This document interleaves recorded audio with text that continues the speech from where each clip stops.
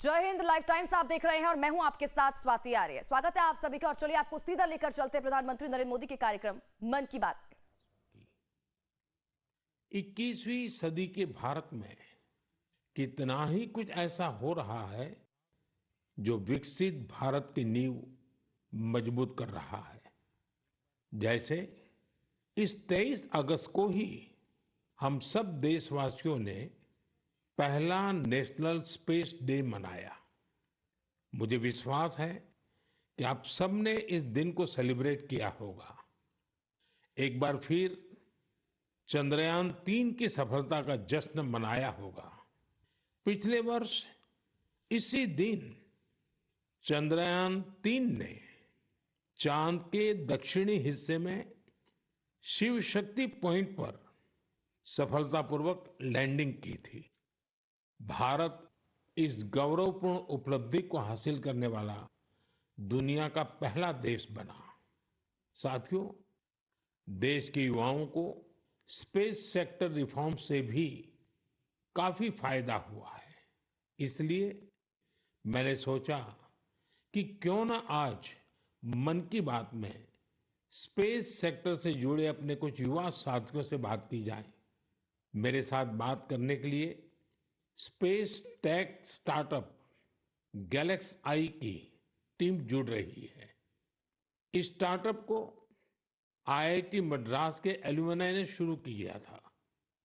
ये सारे नौजवान आज हमारे साथ फोन लाइन पर मौजूद है।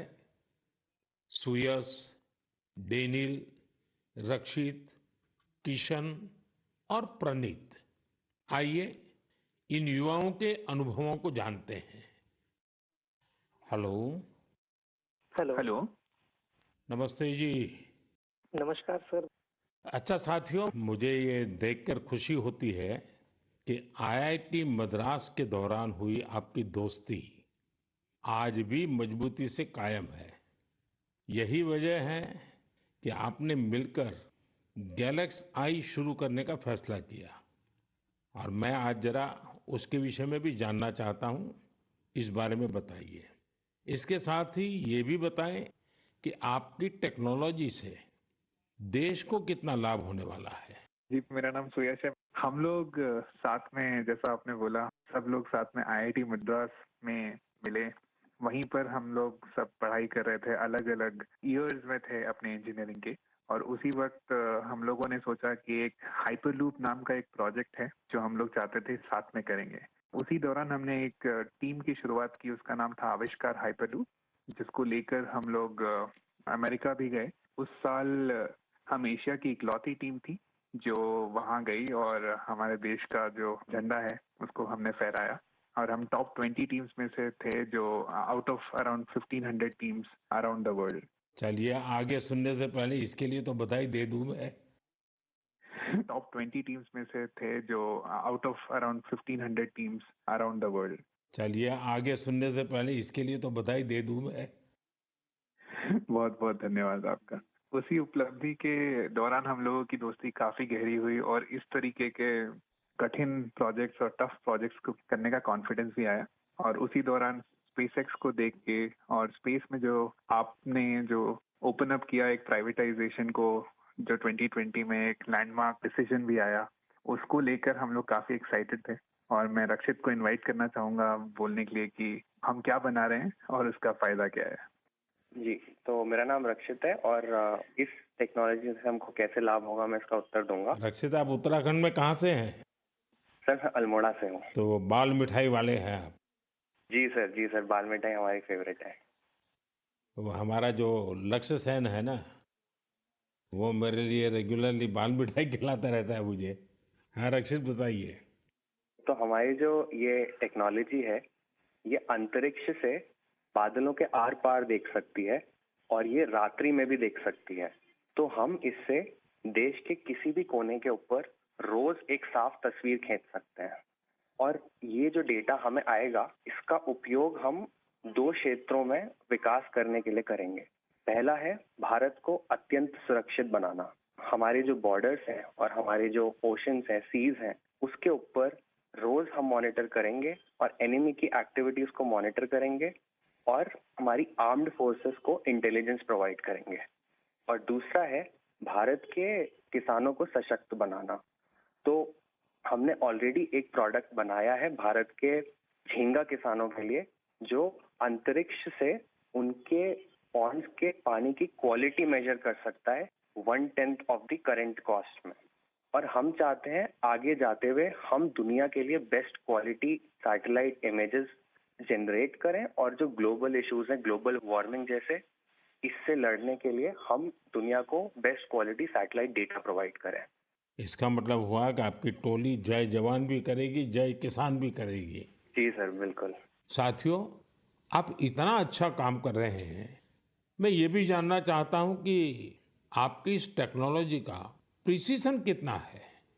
सर, हम लेस देन 50 सेंटीमीटर के रेजोल्यूशन तक जा पाएंगे, और हम एक बार में approximately more than 300 square kilometre area को इमेज कर पाएंगे। चलिए, मैं समझता हूं कि ये बात जब देशवासी सुनेंगे तो उनको बड़ा गर्व होगा। लेकिन मैं एक और सवाल पूछना चाहूंगा। जी सर। स्पेस इकोसिस्टम बहुत ही वाइब्रेंट हो रहा है। अब आपकी टीम इसमें क्या बदलाव देख रहे हैं? मेरा नाम किशन है। हमने ये गैलेक्साई शुरू होने के बाद से ही हमने इन स्पेस आते हुए देखा है और काफी सारे पॉलिसीज आते हुए देखे हैं, ये जैसे कि geospatial data policy and Indian space policy. और हमने पिछले 3 साल में काफी बदलाव आते हुए देखा है और काफी प्रोसेसेस और काफी इंफ्रास्ट्रक्चर और काफी फैसिलिटीज इसरो के ये अवेलेबल और काफी अच्छे तरीके से हुए हैं। जैसे कि हम इसरो में जाके टेस्टिंग कर सकते हैं हमारे हार्डवेयर का, ये काफी आसान तरीके से अभी हो सकता है। 3 साल पहले वो प्रोसेसेस उतने नहीं थे, और ये काफी हेल्पफुल रहा है हमारे लिए और काफी और स्टार्टअप्स के लिए भी।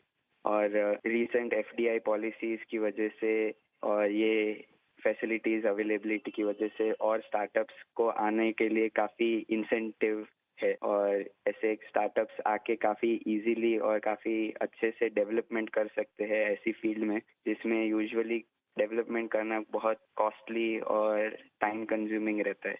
बट करंट पॉलिसीज और इन स्पेस के आने के बाद काफी चीजें आसान हुई है स्टार्टअप्स के लिए। मेरे मित्र डेनियल चावड़ा भी इस पे कुछ और बोलना चाहेंगे। डेनियल बताइए। सर, हमने एक और चीज ऑब्जर्व किया है। हमने देखा है कि जो इंजीनियरिंग के छात्र हैं उनकी सोच में बदलाव देखा है। वो पहले बाहर जाके हायर स्टडीज परस्यू करना चाहते थे और वहाँ काम करना चाहते थे और स्पेस डोमेन में, बट अब क्योंकि इंडिया में स्पेस इकोसिस्टम बहुत अच्छी तरीके से आ रहा है, तो इस कारण वो लोग इंडिया वापस आके इस इकोसिस्टम के पार्ट बनना चाहते हैं। तो ये काफी अच्छा फीडबैक हमें मिला है, और हमारे खुद की कंपनी में कुछ लोग वापस आके काम कर रहे हैं इसी वजह से। मुझे लगता है कि आपने दोनों जो पहलू बताए हैं, किशन ने और डेनियल दोनों ने, मैं जरूर मानता हूं कि बहुत से लोगों का इस तरफ ध्यान नहीं गया होगा कि एक क्षेत्र में जब रिफॉर्म होता है तो रिफॉर्म का कितने मल्टीपल इफेक्ट्स होते हैं, कितने लोगों का लाभ होता है, और जो आपके वर्णन से, और क्योंकि आप उस फील्ड में हैं तो आपको ध्यान में जरूर आता है, और आपने ऑब्जर्व भी किया है कि देश के नौजवान अब इस फील्ड में यहीं पर अपना भविष्य आजमाना चाहते हैं, अपने टैलेंट का उपयोग करना चाहते हैं। बहुत अच्छा ऑब्जर्वेशन है आपका। एक और सवाल मैं पूछना चाहूँगा, आप उन युवाओं को क्या संदेश देना चाहेंगे जो स्टार्टअप्स और स्पेस सेक्टर में सफलता हासिल करना चाहते हैं? मैं प्रणीत बात कर रहा हूँ और मैं एक सवाल का जवाब दूंगा। हाँ प्रणीत, बताइए। सर, मैं अपने कुछ सालों के एक्सपीरियंस से 2 चीजें बोलना चाहूंगा। सबसे पहली इज, अगर अपने को स्टार्टअप करना हो तो यही मौका है, क्योंकि पूरी दुनिया में इंडिया आज वो देश है जो वर्ल्ड का सबसे फास्टेस्ट ग्रोइंग इकोनॉमी है, और इसका मतलब ये हुआ कि अपने पास अपॉर्चुनिटी बहुत ज्यादा है। जैसे मैं 24 साल की उम्र में ये सोच के प्राउड फील करता हूँ कि अगले साल हमारी एक सैटेलाइट लॉन्च होगी जिसके बेसिस पे अपनी गवर्नमेंट कुछ मेजर डिसीजन लेगी और उसमें हमारा छोटा सा एक कंट्रीब्यूशन है। ऐसी कुछ नेशनल इम्पैक्ट की प्रोजेक्ट्स पे काम करने को मिले, ये ऐसी इंडस्ट्री और ये ऐसा टाइम है, गिवन कि ये स्पेस इंडस्ट्री आज अभी तो स्टार्ट हो रही है। तो मैं अपने युवा दोस्तों को यही बोलना चाहूंगा कि ये अपॉर्चुनिटी ना सिर्फ इम्पैक्ट की बट ऑल्सो उनके खुद के फाइनेंशियल ग्रोथ की और एक ग्लोबल प्रॉब्लम सॉल्व करने की है। तो हम आपस में यही बात करते हैं कि बचपन में हम ये बोलते थे कि बड़े होके एक्टर बनेंगे, स्पोर्ट्समैन बनेंगे या ऐसे कुछ चीजें होती थी। बट आज अगर हम ये सुने कि कोई बड़ा होके ये बोलता है कि मुझे बड़ा होके एंटरप्रेन्योर बनना है, स्पेस इंडस्ट्री में काम करना है, ये हमारे लिए बहुत प्राउड मोमेंट है कि हम इस पूरे ट्रांसफॉर्मेशन में एक छोटा सा पार्ट प्ले कर पाए। साथियों, एक प्रकार से प्रणीत, किशन, डेनियल, रक्षित, सुयश, जितनी मजबूत आपकी दोस्ती है उतना ही मजबूत आपका स्टार्टअप भी है। तभी तो आप लोग इतना शानदार काम कर रहे हैं। मुझे कुछ साल पहले आईआईटी मद्रास जाने का अवसर मिला था और मैंने उस संस्थान के एक्सेलेंस को खुद अनुभव किया है। और वैसे भी आईआईटी के संबंध में पूरे विश्व में एक सम्मान का भाव है और वहाँ से निकलने वाले हमारे लोग जब भारत के लिए काम करते हैं तो जरूर कुछ न कुछ अच्छा कंट्रीब्यूट करते हैं। आप सभी को और स्पेस सेक्टर में काम करने वाले दूसरे सभी स्टार्टअप्स को मेरी बहुत बहुत शुभकामनाएं हैं। और आप पांचों साथियों से बात करके मुझे बहुत अच्छा लगा। चलिए, बहुत बहुत धन्यवाद दोस्तों। Thank you so much. मेरे प्यारे देशवासियों, इस साल मैंने लाल किले से बिना पॉलिटिकल बैकग्राउंड वाले 1 लाख युवाओं को पॉलिटिकल सिस्टम से जोड़ने का आह्वान किया है। मेरी इस बात पर जबरदस्त प्रतिक्रिया हुई है। इससे पता चलता है कि कितनी बड़ी संख्या में हमारे युवा राजनीति में आने को तैयार बैठे हैं। बस उन्हें सही मौके और सही मार्गदर्शन की तलाश है। इस विषय पर मुझे देश भर के युवाओं के पत्र भी मिले हैं। सोशल मीडिया पर भी जबरदस्त रिस्पांस मिल रहा है। लोगों ने मुझे कई तरह के सुझाव भी भेजे हैं। कुछ युवाओं ने पत्र में लिखा है कि उनके लिए वाकई अकल्पनीय है दादा या माता पिता की कोई राजनीतिक विरासत नहीं होने की वजह से वो राजनीति में चाहकर भी नहीं आ पाते थे। कुछ युवाओं ने लिखा कि उनके पास जमीनी स्तर पर काम करने का अच्छा अनुभव है, इसलिए वे लोगों की समस्याओं को सुलझाने में मददगार बन सकते हैं। कुछ युवाओं ने ये भी लिखा कि परिवारवादी राजनीति नई प्रतिभाओं का दमन कर देती है। कुछ युवाओं ने कहा कि इस तरह के प्रयासों से हमारे लोकतंत्र को और मजबूती मिलेगी। मैं इस विषय पर सुझाव भेजने के लिए हर किसी का धन्यवाद करता हूं। मुझे उम्मीद है कि अब हमारे सामूहिक प्रयास से ऐसे युवा जिनका कोई पॉलिटिकल बैकग्राउंड नहीं है वे भी राजनीति में आगे आ सकेंगे। उनका अनुभव और उनका जोश देश के काम आएगा। साथियों, स्वतंत्रता संग्राम के दौरान भी समाज के हर क्षेत्र से ऐसे अनेकों लोग सामने आए थे जिनकी कोई राजनीतिक पृष्ठभूमि नहीं थी। उन्होंने खुद को भारत की आजादी के लिए झोंक दिया था। आज हमें विकसित भारत का लक्ष्य पाने के लिए एक बार फिर उसी स्पिरिट की जरूरत है। मैं अपने सभी युवा साथियों को कहूंगा, इस अभियान से जरूर जुड़े। आपका ये कदम अपने और देश के भविष्य को बदलने वाला होगा। मेरे प्यारे देशवासियों, हर घर तिरंगा और पूरा देश तिरंगा। इस बार ये अभियान अपनी पूरी ऊंचाई पर रहा। देश के कोने कोने से इस अभियान से जुड़ी अद्भुत तस्वीरें सामने आई। हमने घरों पर तिरंगा लहराते देखा। स्कूल, कॉलेज, यूनिवर्सिटी में तिरंगा देखा। लोगों ने अपनी दुकानों, दफ्तरों में तिरंगा लगाया। लोगों ने अपने डेस्कटॉप, मोबाइल और गाड़ियों में भी तिरंगा लगाया।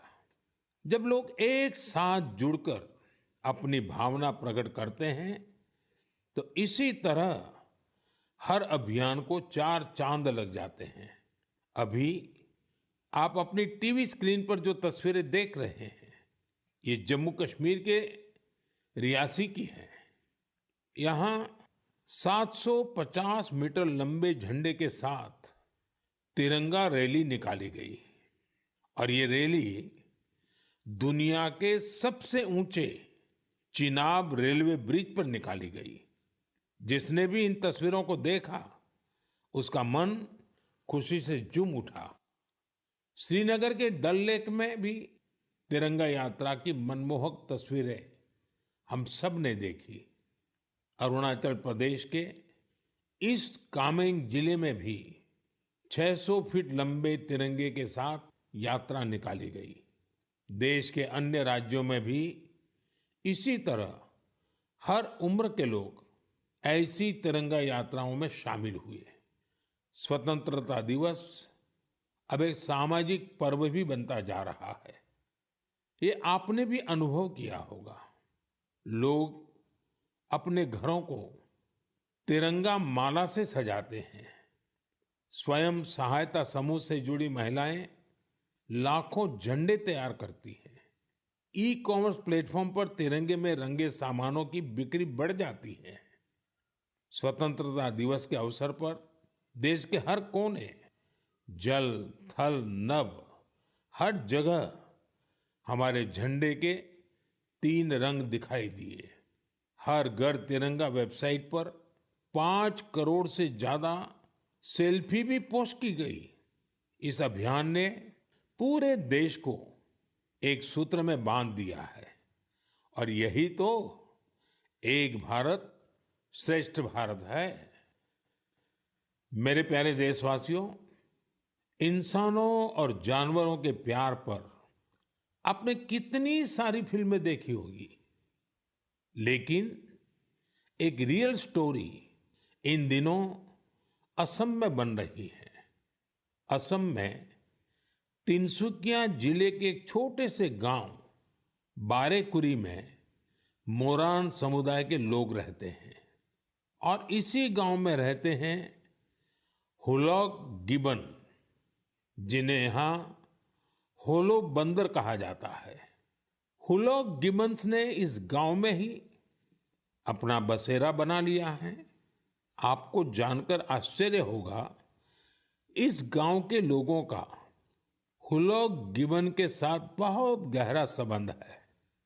गांव के लोग आज भी अपने पारंपरिक मूल्यों का पालन करते हैं, इसलिए उन्होंने वो सारे काम किए जिससे गिबन्स के साथ उनके रिश्ते और मजबूत हो।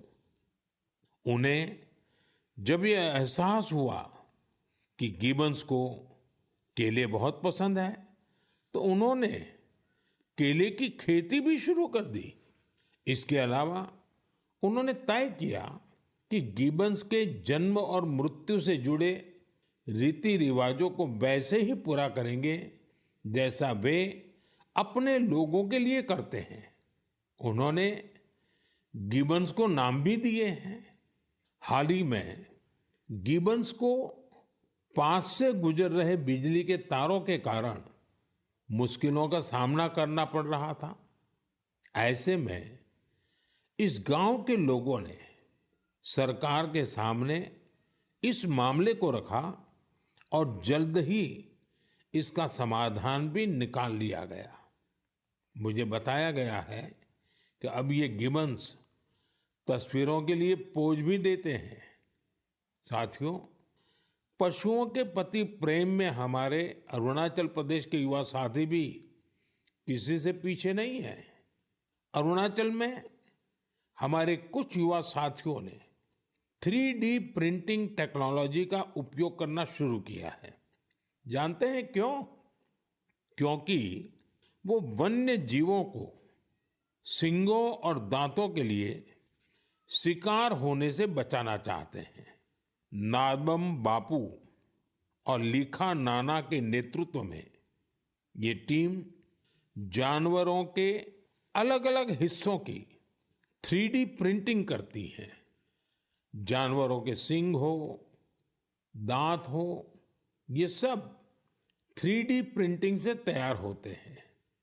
इससे फिर ड्रेस और टोपी जैसी चीजें बनाई जाती हैं। ये गजब का ऑल्टरनेटिव है जिसमें बायोडिग्रेडेबल मटेरियल का उपयोग होता है।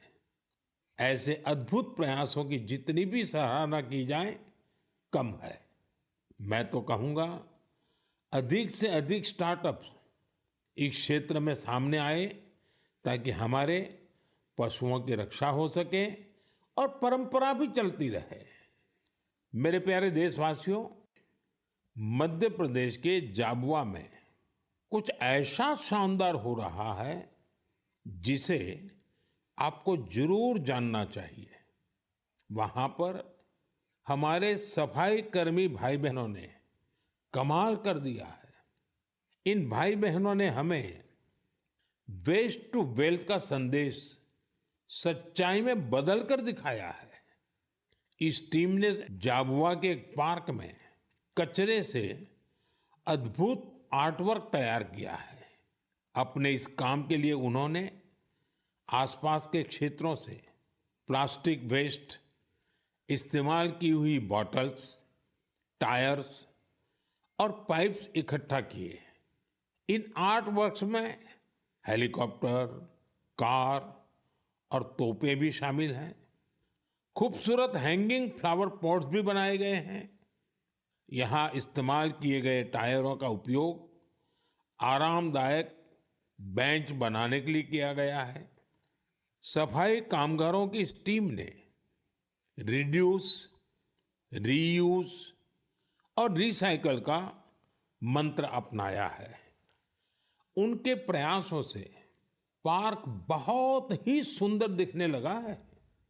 इसे देखने के लिए स्थानीय लोगों के साथ ही आसपास के जिलों में रहने वाले भी यहां पहुंच रहे हैं। साथियों, मुझे खुशी है कि आज हमारे देश में कई सारी स्टार्टअप टीम भी पर्यावरण को बढ़ावा देने के लिए ऐसे प्रयासों से जुड़ रही है।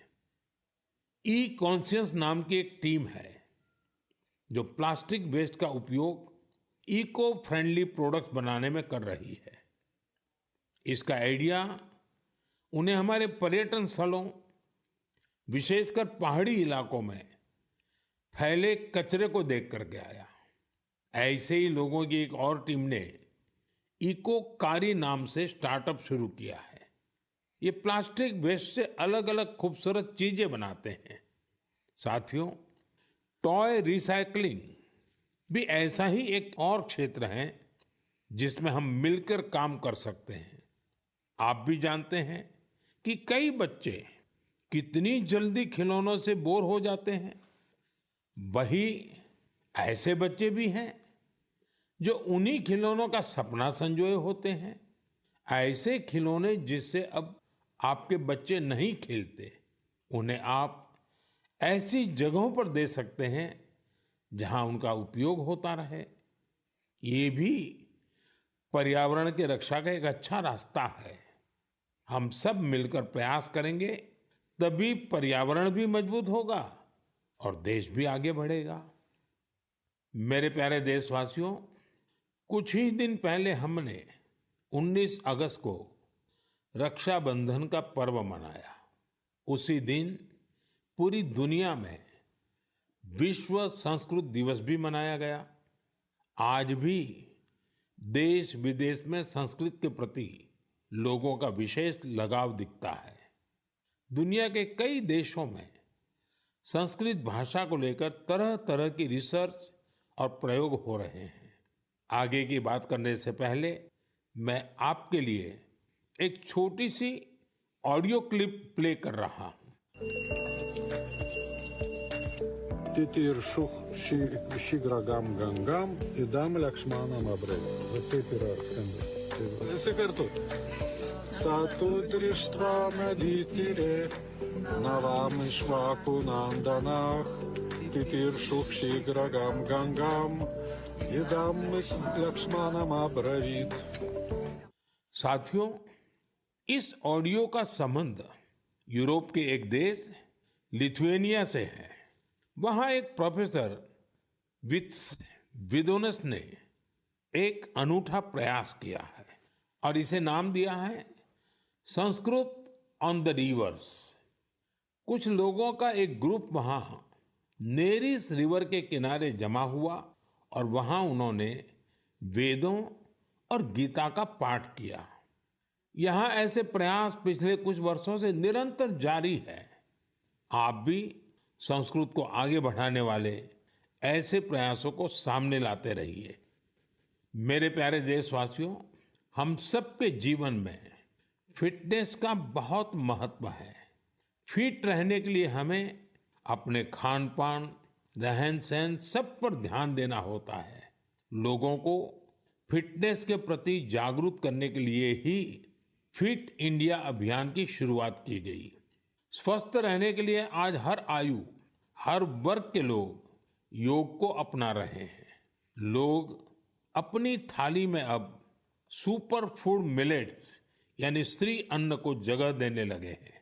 इन सभी प्रयासों का उद्देश्य यही है कि हर परिवार स्वस्थ हो। साथियों, हमारा परिवार, हमारा समाज और हमारा देश और इन सब का भविष्य हमारे बच्चों की सेहत पर निर्भर है और बच्चों की अच्छी सेहत के लिए जरूरी है कि उन्हें सही पोषण मिलता रहे। बच्चों का न्यूट्रिशन देश की प्राथमिकता है। वैसे तो उनके पोषण पर पूरे साल हमारा ध्यान रहता है, लेकिन एक महीना देश इस पर विशेष फोकस करता है। इसके लिए हर साल 1 सितंबर से 30 सितंबर के बीच पोषण माह मनाया जाता है। पोषण को लेकर लोगों को जागरूक बनाने के लिए पोषण मेला, एनीमिया शिविर, नवजात शिशुओं के घर की विजिट, सेमिनार, वेबिनार जैसे कई तरीके अपनाए जाते हैं। कितनी ही जगहों पर आंगनवाड़ी के तहत मदर एंड चाइल्ड कमेटी की स्थापना भी की गई है।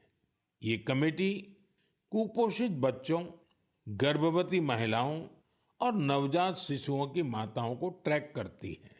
उन्हें लगातार मॉनिटर किया जाता है और उनके पोषण की व्यवस्था की जाती है। पिछले वर्ष पोषण अभियान को नई शिक्षा नीति से भी जोड़ा गया है। पोषण भी, पढ़ाई भी। इस अभियान के द्वारा बच्चों के संतुलित विकास पर फोकस किया गया है। आपको भी अपने क्षेत्र में पोषण के प्रति जागरूकता वाले अभियान से जरूर जुड़ना चाहिए। आपके एक छोटे से प्रयास से कुपोषण के खिलाफ इस लड़ाई में बहुत मदद मिलेगी। मेरे प्यारे देशवासियों, इस बार की मन की बात में इतना ही।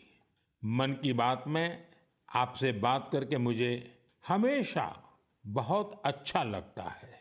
ऐसा लगता है जैसे मैं अपने परिवारजनों के साथ बैठ करके हल्के फुल्के वातावरण में अपने मन की बातें साझा कर रहा हूँ, आपके मन से जुड़ रहा हूँ। आपके फीडबैक, आपके सुझाव मेरे लिए बहुत ही मूल्यवान है। कुछ ही दिनों में अनेक त्योहार आने वाले हैं। मैं आप सभी को उनकी ढेर सारी शुभकामनाएं देता हूँ। जन्माष्टमी का त्योहार भी है। अगले महीने शुरुआत में ही गणेश चतुर्थी का भी पर्व है। ओणम का त्योहार भी करीब है। मिलाद उन नबी की भी बधाई देता हूँ। साथियों, इस महीने 29 तारीख को तेलुगु भाषा दिवस भी है। ये सचमुच बहुत ही अद्भुत भाषा है।